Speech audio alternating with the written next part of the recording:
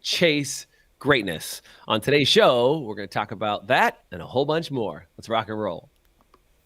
Your mind is a beautiful thing, but if left unattended, it can get ugly real quick. If you're not constantly curating the content your mind consumes on a daily basis, then your surroundings will dictate your daily thoughts, habits, behaviors, and actions. This show has only one goal: to leave your mind more beautiful than it was when you arrived. Welcome to the Beautiful Mind Show.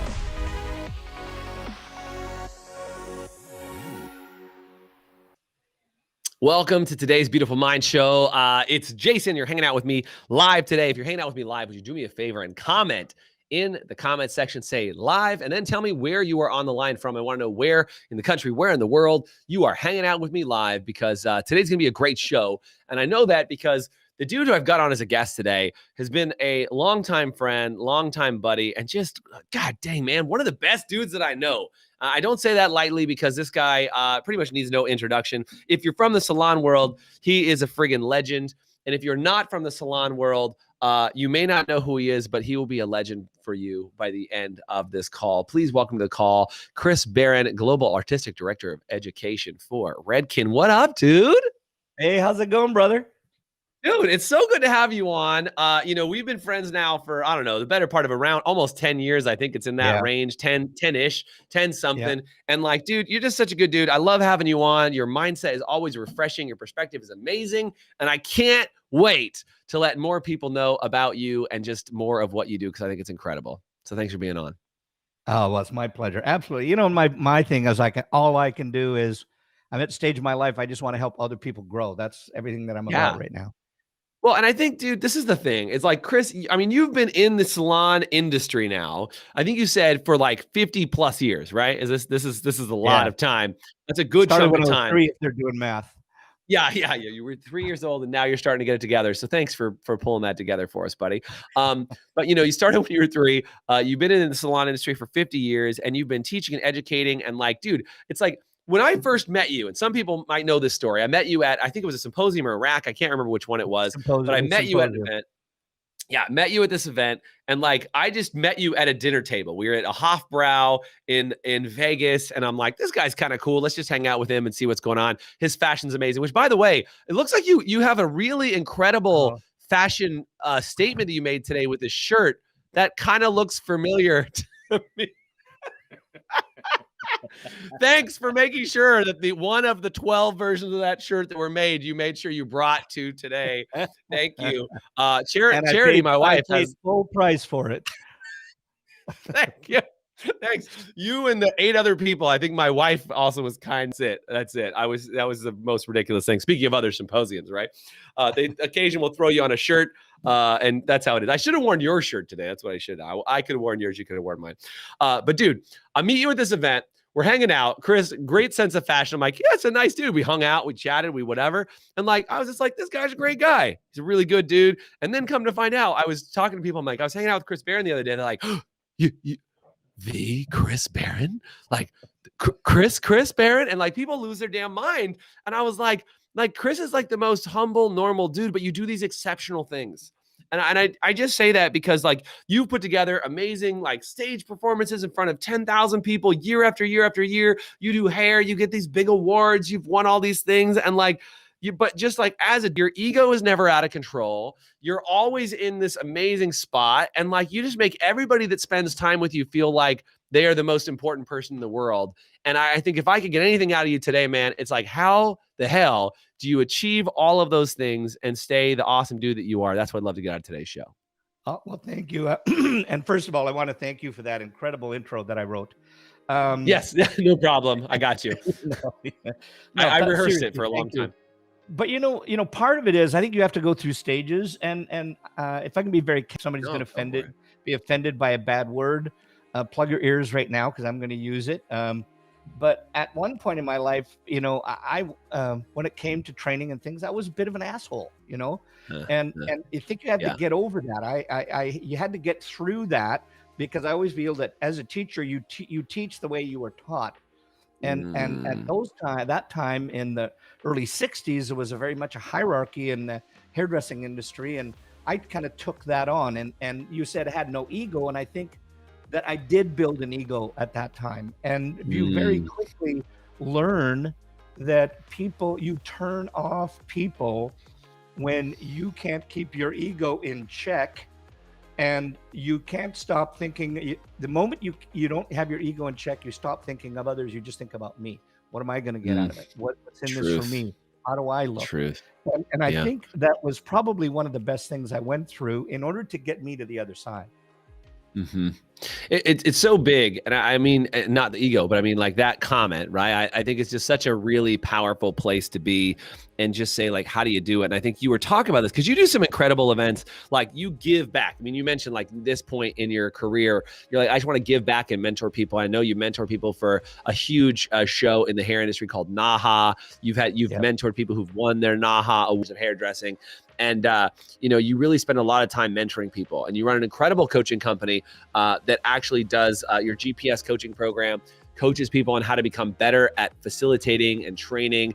Why do you think, Chris, that coaching and training is one of the what is it about getting on stage that checks your ego? What is it about that journey that you take people on that makes them incredible versions of themselves?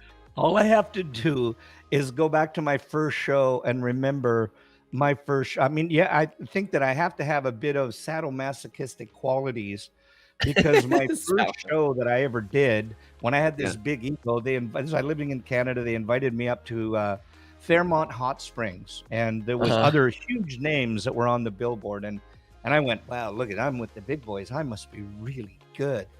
And I stepped on stage. There was a packed house, because it was only 3 artists. That shows were big, packed arenas, so everybody kind of you were stuck in the room. And I'm sure the other people that couldn't go to the other room got stuck in my room. And you had the overflow room. I had the overflow room, and I was terrified. And by the halfway point, it was like half empty, and kept going down and down. So I only had a couple people at the end of it. And I tell you, I've never now imagine having that and then going, that was fun. Let's do this again. Let's come back to that day. Yeah. People walking out of your room. I thought if I would have left it at that, that I would have accepted that failure and never brought it forward. So it was after that I started pushing forward, but it wasn't until probably a couple of years later that I really got into understanding what training was. And I really feel that training is what's going to shift people's brains. It's going to shift your mind. And to me, that's everything about it. Because it's not that I don't have, I don't get up in the morning and go, oh, today is everything, and I'm going to hold hands with Hat and sing Kumbaya every day. But I do know that it's okay if I have a bad day. And, sure. We all have bad days.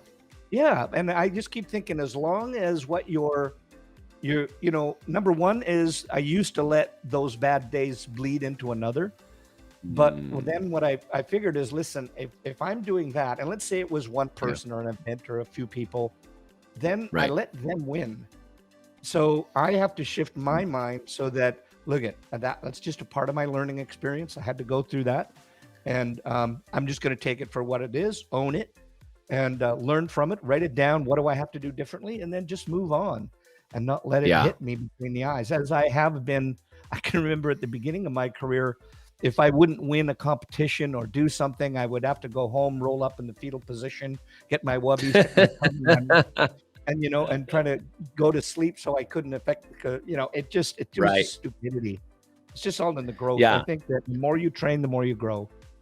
So I mean, dude, that's it. Like I've been there too. I don't like to lose. I mean, let's be honest. I don't like to go anywhere and you and I were at a show. I was at the ISSE show right before coronavirus last year, and I had an amazing room. I had this huge intro, and I got on stage and I was like, all right, let's rock and roll. Let's open the doors. And there was 2 people standing outside the event waiting to come in, and I went and yelled and got 7 more people to come and join me. And I had this huge room that I thought was gonna be packed out, and it had 12 people on it.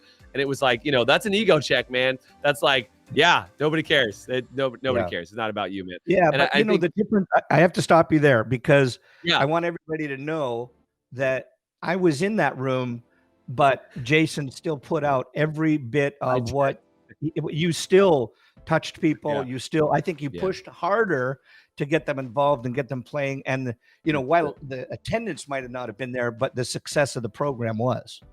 True. And I think it's a check, right? It's just that Yeah. piece of like, look, you gotta be humble enough to say, look, sometimes there's amazing days, sometimes there's not. I want to talk about the subject of chasing greatness, Chris, because I think that this idea is like, how do you go and find kind of mastery in something that you do? Like, why do you do it? And by the way, I want to talk about this because we're going to take a quick break. And when we come back, I want to give you a second to think about it. I want to talk about chasing greatness. What's the prescription? What are the 2 or 3 things you're like, whether you want to be on stage, you want to be great in your personal life, you want to be great in your business. What are the things, Chris, that lead to success in your mind? I want to take a quick break, and then we're going to talk about that when we come back after this short break. Here we go. Would you like to have an even more beautiful mind? Well, we'd like you to have one, and we actually created a 7-day Beautiful Minds Challenge, which is a little bit of a choose your own adventure challenge for just 7 days. And I really think you can do anything for 7 days. It's definitely not easy, but it will be simple for you to get access to it. All you have to do is comment anywhere on this video or send me a message on social media that says 7-day, and I'll send you immediate access to not only our Beautiful Minds Facebook group, but also our Beautiful Minds Challenge, where you can go through 3 different areas: your mental health, your emotional health, and your physical health, and get challenges in each of those areas that'll help you get a handle on each of those areas inside your life to give you more control over what you want to do every single day. So do me a favor, comment 7-day or send me a message on any social media, and I'll make sure I give you access to our exclusive community group as well as access to the challenge. Thanks so much, and now back to the show. So that's it, right? If you want to have a beautiful mind, you got to start by creating a path to a beautiful mind. And I want to put up this comment that's on the screen because I'm talking with Chris Baran, Global Artistic Director of Education for Redken. And check this out, Chris. Corey Hassler says, Chris is who I want to be when I grow up. Massive inspiration. Man, I could have you on the show 100 times, and that's the kind of stuff I see every time I have you on. People freaking love what you do. Yeah, thank you. And thank you, Corey. That was an awesome comment. Thank you so much. Yeah, and I just want to say, let's talk about this path, Chris. What does the path to mastery look like? You were mentioning this. Talk to me for a second about kind of what the path to mastery looks like, and what do you think it takes in order to start creating greatness in your world? Yeah. Well, first of all, just to start it off, I'll give you here's my motto, and if anybody wants to write it down, they can. And my motto in my life, and I accidentally found this out. It wasn't that I started off when I was it didn't just come with you. I just had to look at what happened to my career, and I've discovered that I've just had to fail my way to the top. And that's been kind of where I go at right now. So I think that when I look back at success, it's elusive, and I think that if you look at trying to find something like your success or that place you want to be, or whatever it is you want to be in life, I think it's a bit like, I'll give you an analogy. When my son just moved to Palm Springs and Cathedral City, as he keeps correcting me on, and close. We drive. My wife and I drive out there to visit. And you're in outside of Phoenix. Yeah, right? I'm in Phoenix. Yeah, I'm in Phoenix area, Fountain Hills. And when you take the I-10, and it's just a straight line. I swear to God, I'm exaggerating a bit, but you could point it straight ahead. There's 3 or 4 turns, but other than that, it's a straight line. And that's got nothing to do with what success is like. In my mind, success is more like a meandering path that you would take in the forest. And it's if you look at the paths, there are going to be hundreds and hundreds of forks in the road.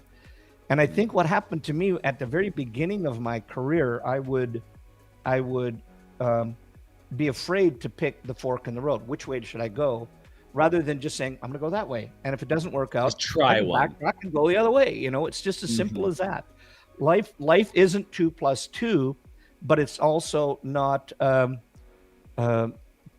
some geometrical theorem that you can't figure out. You can always go back. You can always start over on that.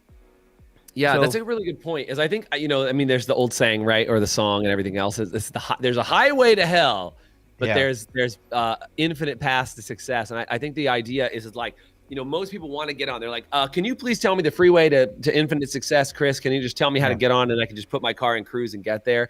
But I love what you said is this idea of all these forks in the road. Do me a favor, guys, comment forks if you've seen that to be true for you, because I definitely have, Chris. Is people always ask me, they're like, well, what, like somebody asked me the other day, they said, what was the one critical thing that you did that helped you become more successful? And I'm like, one?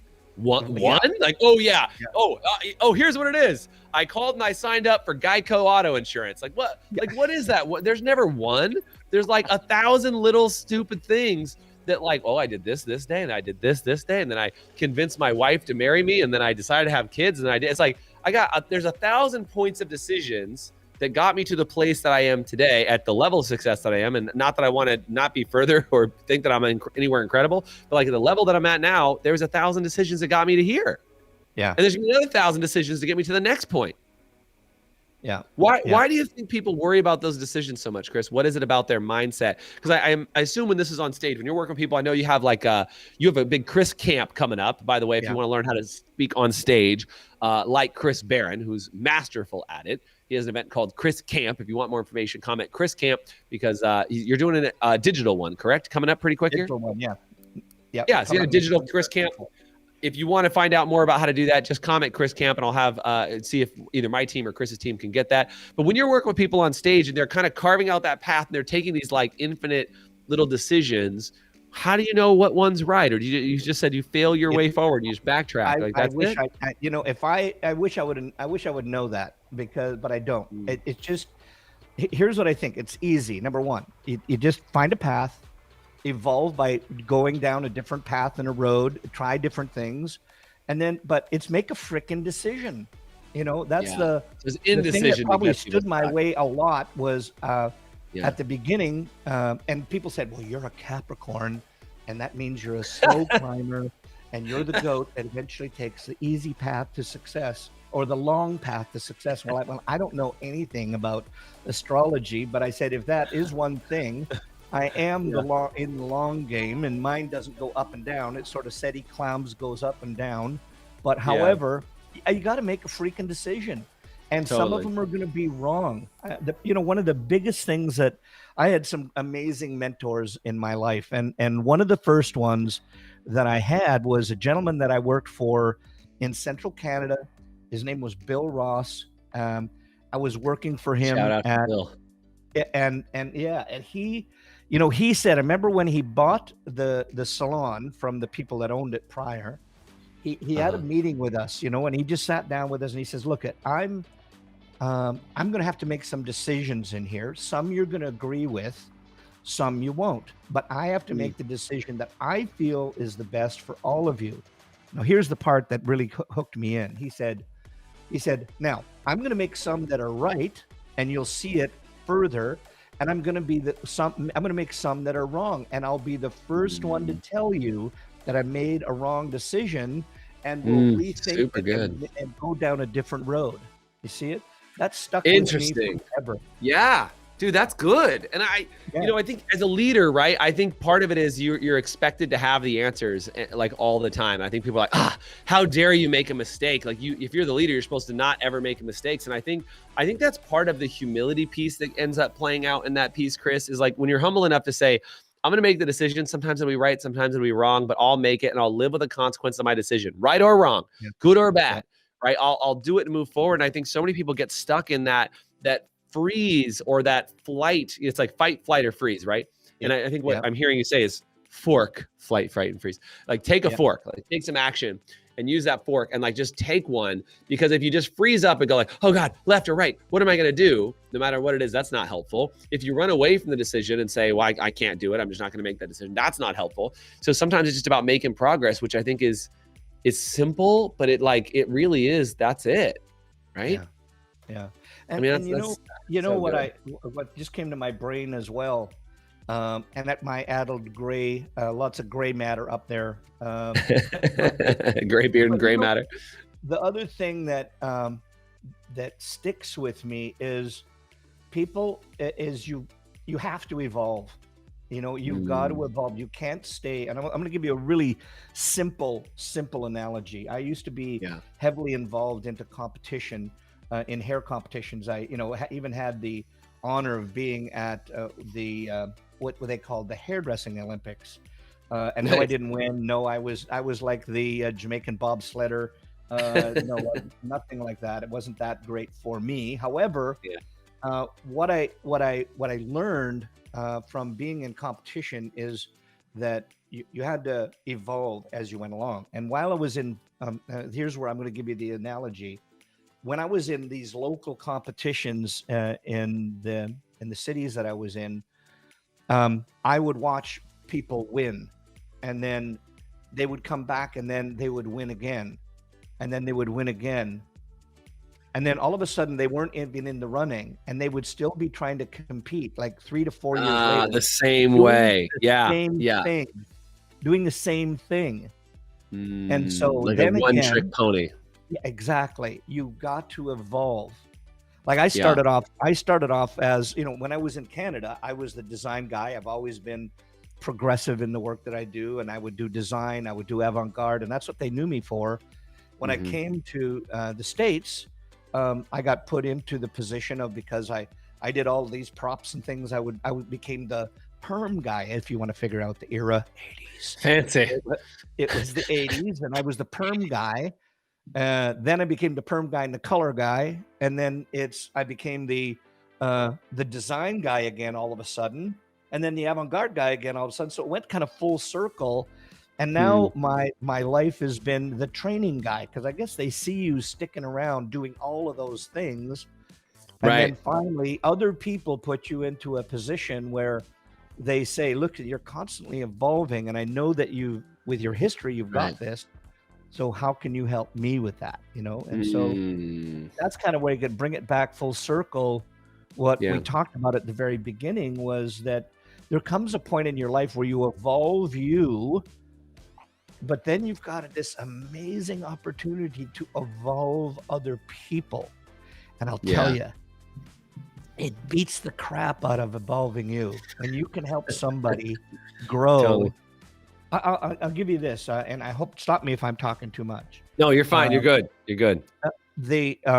I was fortunate enough the last number of years, I've been one of the judges for what's called Beauty Changes Lives.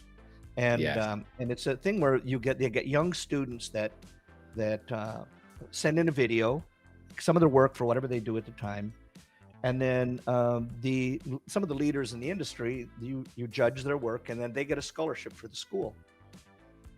And I love doing that. So I watch these videos, but there was how when you watch a video and you say, I want to do something, I can help that person. And so this young kid is, I won't say his name right now just because he may get embarrassed if I tell it to him, but his video that he told me was so authentic and so real, and so in a position of not asking for help, but you knew he wanted and needed help. I went, if you're ever going to pick somebody that you're going to mentor, then I actually got his phone number, connected with him through Beauty Changes Lives, and we've been mentoring him ever since. So love it. It's a beautiful thing when you can help somebody grow, and become better, because you can help them avoid the mistakes that you make. So I want to recap this and make sure I got it right in my mind here, Chris. Path to mastery, path to greatness. Number 1, fail a lot, like a lot. Number 2, pick a fork. Don't get stalled out on making decisions, because you can always backtrack and go again, and own your mistakes as much as you own your failures. That's a big one. And then number 3 is mentor and give back. Mentor and give back, and do that. I think I flip-flop. There's one more in there. so I'll say 3/4, was also continue to evolve and grow and do something different. Don't stay static, continue to evolve. That's why you've been there for the better part of 50 plus years. I mean, I think all those things are clutch. And if you're trying to grow and grow to a level of mastery, grow to a level of greatness, you got to evolve. You got to pick those forks. You've got to give back. And Chris, I know that you run, as part of what we do for our High Performance Salon Academy, we do training for salons all over the world. You run one of the best associate programs on planet Earth that you do. And also with your Chris Camp, you provide training for some of the most amazing salon owners on planet Earth. Where can people go to get information about that stuff, Chris, just so that they know if they want to come to Chris Camp, maybe you got a hookup for them, where can people go and get some information, regardless of where they are, if they want to come check it out? And if they're in the industry, if they're in the salon industry. All you have to do, if you want to come to Chris Camp, just go to bit.ly/Chris Camp, and that'll take you to the site. And if you quite frankly, guys, just because you've helped me so much in my career, I want to help your peeps. If they do enroll, wherever they enroll at, and I think today is the last day for the early bird pricing, but I'll automatically upgrade them. And dude, that's awesome. Yeah, that's huge. Thank you for doing that.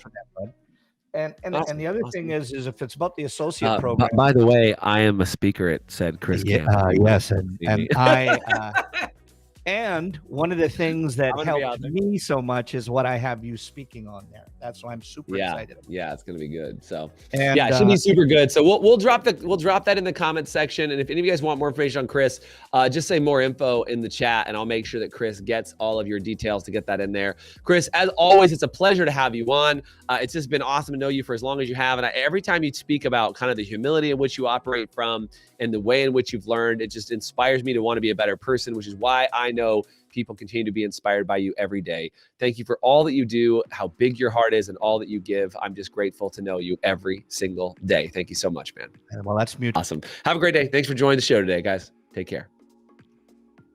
Thanks for joining us on today's show. If you want to get access to our 7-day Beautiful Minds Challenge, you can either comment below and just say 7-day, and I'll shoot you the information so you can get immediate access to that, or find me on any social media and just send me the message 7-day, and I'll make sure I get that out to you right away. And if you really enjoyed today's show, it would do me a huge favor if you went online, whether it was Spotify, Pandora, or iTunes, or any sort of podcast platform that you can find us on, and search for The Beautiful Mind Show, subscribe to our channel, and then make sure you give us a rating. Every time you give us a rating, it helps us get more eyeballs on our show and help more people have a more beautiful mind. Thanks again for joining us.